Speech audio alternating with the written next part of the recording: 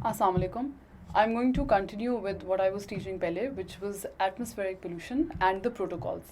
So अभी तक हमने ये डिस्कस किया है कि एटमॉस्फेरिक किस तरह के पोल्यूटेंट्स होते हैं. प्राइमरी होता है, फिर सेकेंडरी होता है, फिर फॉर्म्स क्या क्या होती हैं पोल्यूटेंट्स की, उसके बाद सोर्सेज क्या क्या होते हैं डिफरेंट पोल्यूटेंट्स के, and then we went on to different effects that those pollutants have on the environment, on human beings, and then we moved on to the solutions. ठीक है. If you don't want to add anything else, तो ये जो slides मैंने लिखी हैं atmospheric pollution की, they are more than enough. तो आप इसी पर रिलाई बहुत आराम से कर सकते हैं. But if you want to add something else, that's completely your option या or your choice. Now I'm going to move towards the Kyoto Protocol, which is the first of the protocols that we're going to be doing in this lecture. था क्या Kyoto Protocol? It was basically an agreement जिसका main मकसद ये था कि आपने carbon dioxide emissions को reduce करना है into the atmosphere. Now carbon dioxide जो है, it is an important green house gas जिसकी and which majorly causes global warming. तो आहिस्ता आहिस्ता पता चल रहा था या डिस्कशन में आ रहा था Kyoto प्रोटोकॉल के टाइम पे कि वर्ल्ड का जो टेम्परेचर है, it is increasing day by day, which is again a problem. क्यों? क्योंकि आपकी कार्बन डाइऑक्साइड एमिशंस बहुत ज़्यादा इंक्रीज़ कर चुकी हैं. तो countries, a lot of countries got together, ठीक है, to make or to form this Kyoto protocol. काफ़ी ज़्यादा इसके सिग्नेटरीज भी थे. Apart from the problems I am going to discuss later, this Kyoto protocol on the face of it seemed like one of the protocols that could actually have an effect, but sadly इसका कोई ज़्यादा effect हुआ नहीं था. Let's read और फिर मैं आपको साथ साथ बताती हूँ क्या था. सबसे पहले इंटरनेशनल एग्रीमेंट था to aim to reduce carbon dioxide emissions and the presence of other green house gases as well. ठीक है. इट वाज लिंक टू जो यूनाइटेड नेशंस का framework convention on climate change है, UNFCCC. कोयोटो जापान में हुआ था इन 1997, जब green house gases जो थी, they were threatening the climate, the global warming, the temperature of the earth. ठीक है. ह्यूमन बींग्स जिस तरीके से उसके कॉजेज आ रहे थे, जिस तरीके से उसके इफेक्ट्स आ रहे थे सामने, तो it was threatening the planet itself. ठीक है. 192 पार्टीज़ हैं, उन्होंने रैटिफाई किया हुआ है इस प्रोटोकॉल को, और यूनाइटेड स्टेट्स ने ड्रॉप आउट कर दिया था 2001 में. These are again basic facts about the protocol itself. ठीक है. जो चंक है वो इसका ये प्रॉब्ली नहीं है. अच्छा जी, प्रॉब्लम क्या था कि सबसे पहले US को सबसे बड़ा जो प्रॉब्लम था ये था कि डेवलपिंग कंट्रीज़ को उन्होंने बोला था प्रोटोकॉल के अंदर कि आप वॉलंटरली कंप्लाई कर लें. सो उनके ऊपर कोई पेनल्टी या कोई फ़ाइन नहीं था अगर उनकी एमिशन ज़्यादा थी, which was a problem for the US because it thought or it said that only the industrialized nations were being called to lessen their emissions, which was a problem. और वो कहता था कि हमारी इकॉनमी, इंडस्ट्रियलाइज नेशन की economy hurt होगी इससे, but बाकी जो डेवलपिंग कंट्रीज हैं उनकी इकॉनमी को कोई फ़र्क नहीं पड़ेगा. ठीक हो गया. क्योंकि प्रोटोकॉल में बेसिकली था कि जो 37 आपकी इंडस्ट्रियलाइज नेशंस हैं, प्लस जो आप जितना भी आपको यूरोप है या यूरोपियन कम्युनिटी है, वो अपनी ग्रीन हाउस गैसेस को कट करें. ठीक है. डेवलपिंग नेशंस के ऊपर कोई कंपल्शन नहीं था, विच वॉज अ प्रॉब्लम. और इसलिए भी था problem because a lot of developing nations, ठीक है, are big nations in the sense that they big industrial nations, they produce these gases. ठीक है. उनका बहुत काम चलता है इससे, but just because they come under the realm of developing nations, वो एग्जेम्प्ट हो गए थे, which included China and India as well. अच्छा जी, फिर प्रॉब्लम ये था कि the treaty could not going to affect at least 55 countries, जो कि total 55% of the world's emissions या of the green house emissions जो है वो 1990 में इमिट करते थे या कॉज करते थे, वो जब तक रेटिफाई नहीं करेंगे ये it could not go into effect. ठीक हो गया.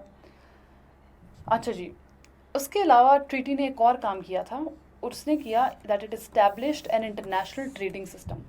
ठीक है. ट्रीटी के तहत एक तो ये था कि आपकी डेवलपिंग कंट्रीज़ के ऊपर कोई कंपल्शन नहीं है. ठीक है.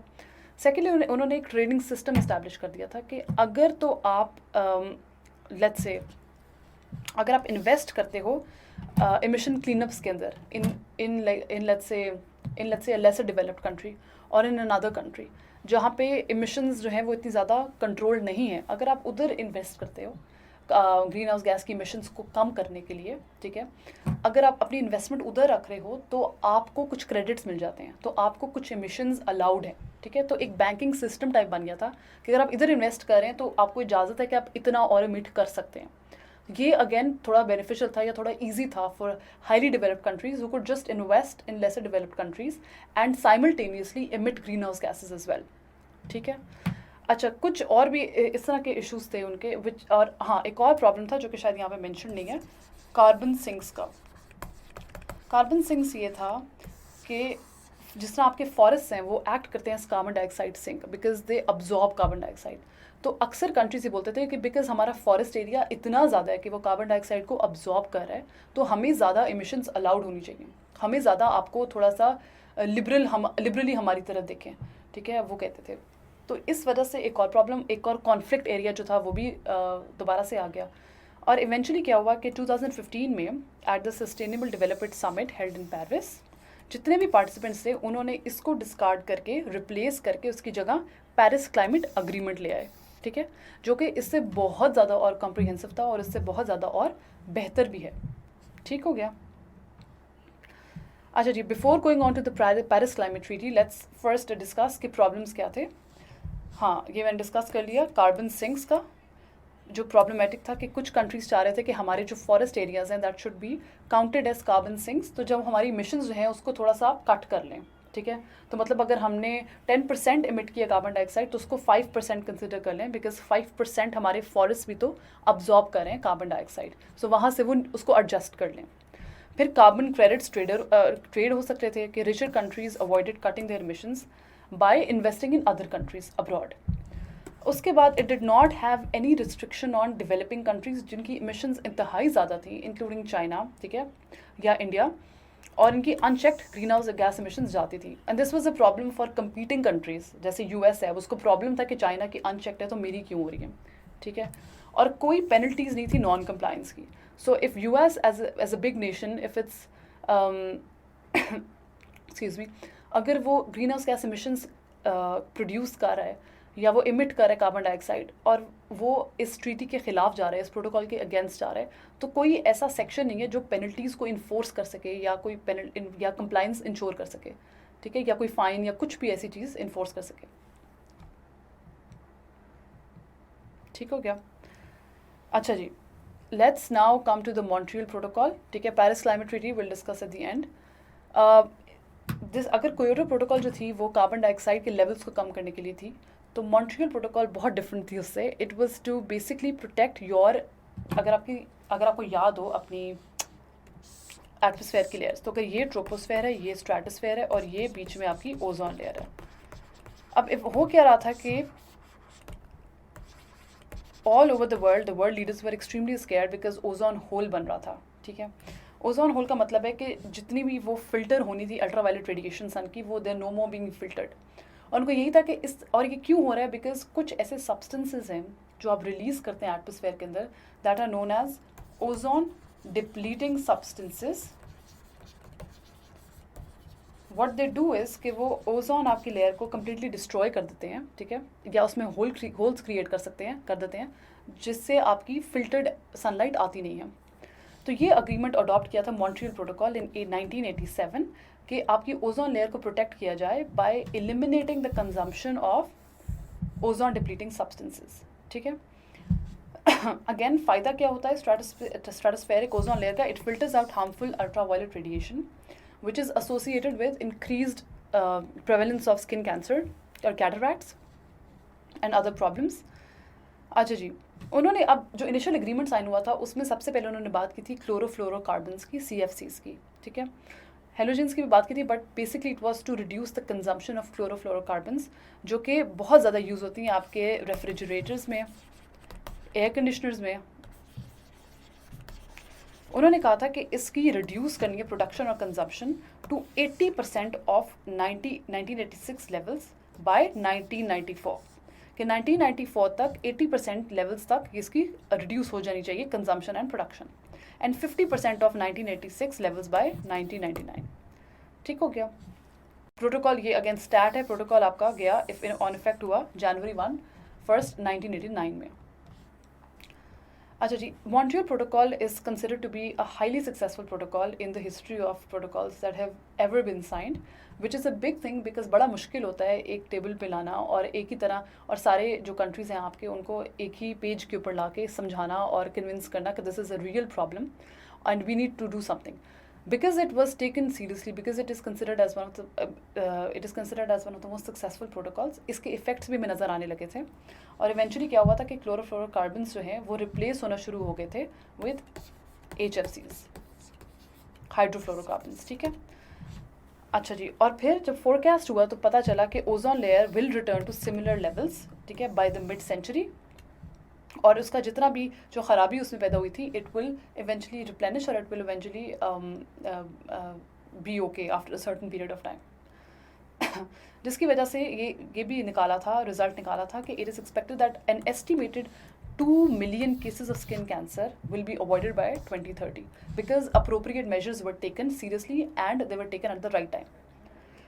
अच्छा जी, अब सब बिकॉज अब CFCs इवेंचुअली फेज आउट हो रहे हैं, तो अब HFCs बिकॉज उसकी जगह आ गए, तो अब उनकी ग्रोथ बहुत ज़्यादा हो गई है आपके एयर कंडीशनिंग रेफ्रिजरेटर सिस्टम्स में. अब इवेंचुअली हो क्या रहा है कि HFCs भी एक सर्टन पॉइंट के बाद हार्मफुल हो जाएंगे और हो चुके हैं. ठीक है, तो अब वर्ल्ड रिस्क नहीं ले सकती कि अगर आपने CFCs ख़त्म किए तो अब HFCs are causing the same problem to the ozone layer. So what happened was के at the 28th meeting of the parties to the Montreal Protocol on Substances that deplete the ozone layer. आपको नाम याद रखने की ज़रूरत नहीं है, but मैं सिर्फ इसलिए पढ़ रही हूँ क्योंकि it's a fact, so I should tell you. ठीक है, कि उस फलानी मीटिंग पे ये हुआ कि कायगाली अमेंडमेंट हुई. किधर की, अच्छा हाँ जी, कायगाली अमेंडमेंट हुई which basically called to cut down the production and consumption of now not CFCs but HFCs. ठीक है, क्योंकि अब इन ज़रूरत पड़ गई थी कि एक अमेंडमेंट के थ्रू इनकी प्रोडक्शन और कंजम्पशन भी डिक्रीज़ कर दी जाए टू अ सर्टन लेवल. और इसको more than 170 countries agree to amend the protocol. ठीक है, so now the protocol has been amended. अच्छा जी, फिर HFCs के बारे में थोड़ा सा है कि they are currently used as replacements of the hydrochlorofluorocarbons and CFCs, but they are powerful greenhouse gases as well. तो again वो global warming में भी contribute करते हैं, which is necessary. So it is necessary that the goal is to achieve over 80% reduction of HFC by consumption by 2047. So the current goal is this.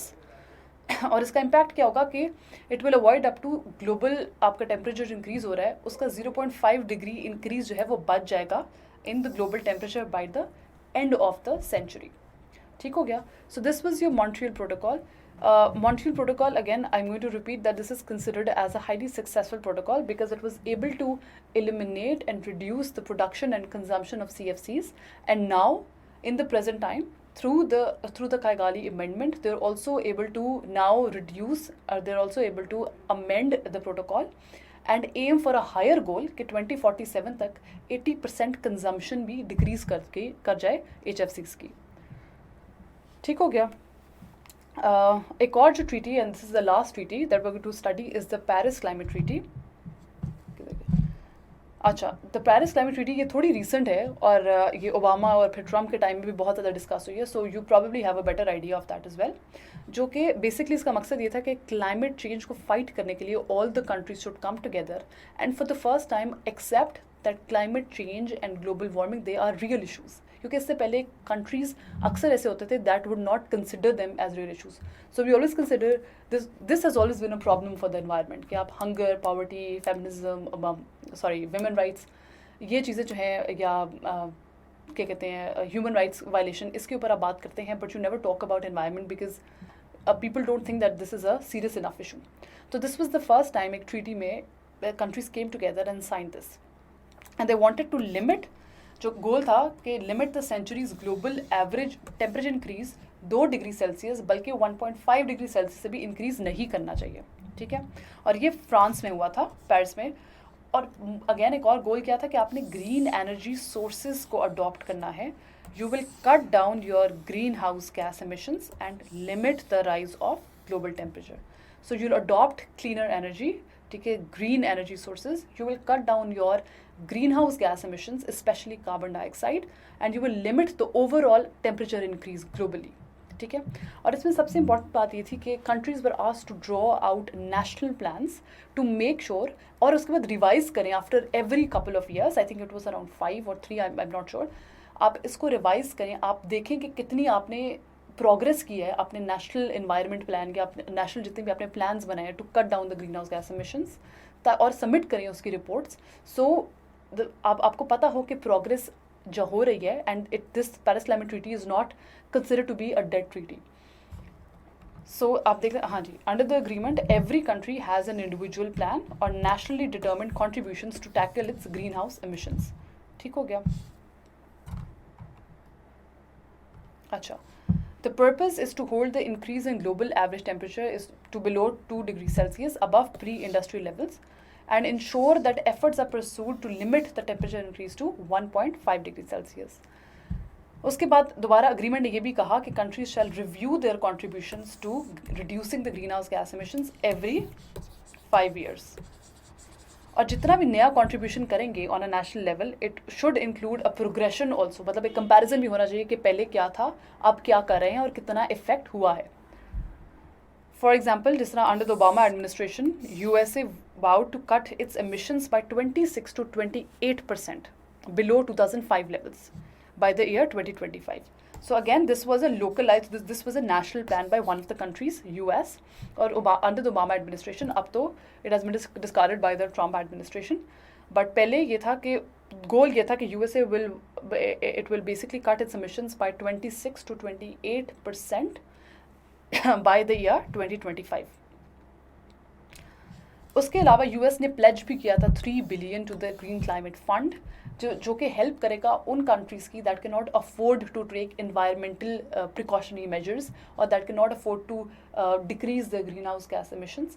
तो this green climate fund was set up that will to help developing countries adapt practices to help climate change. ठीक है. Again, all of this was happening to ensure that it is taken as a serious problem. Or overall agreement, it asked developed countries to provide 100 billion to the fund as well.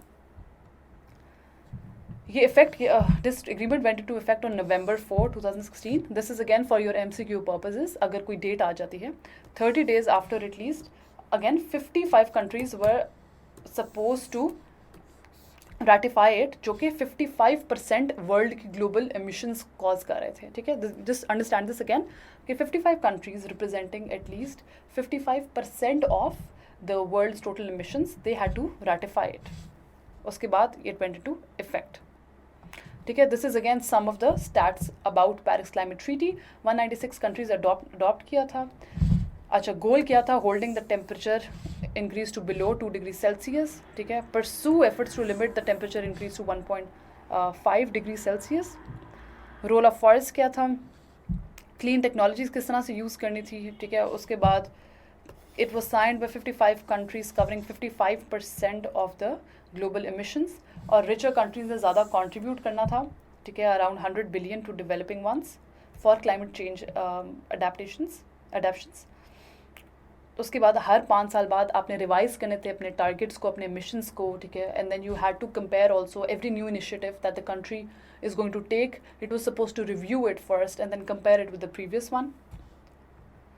अच्छा जी, this ends our topic. ये कुछ additional resources हैं Montreal protocol पे, Kyoto protocol पे, Paris climate treaty पे, जो कि थोड़ा सा ज़्यादा आपकी अंडरस्टैंडिंग को आसान कर देंगे और मज़ीद आपको पॉइंट्स और देंगे.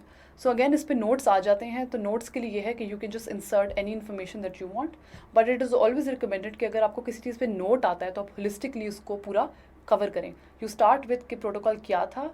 ठीक है. मेजर उसका चंक क्या था, गोल्स क्या थे, प्रॉब्लम्स क्या निकले और इसके रिजल्ट्स आजकल क्या चल रहा है, करंट सिनेरियो क्या चल रहा है. So I always prefer this method to basically form a note. ठीक है. अगेन और आपके रिसोर्सेज हैं that you can watch on YouTube videos. And this ends our lecture. This ends the topic of atmospheric pollution. ठीक है. And Kyoto Protocol and all these protocols as well. And thank you so much.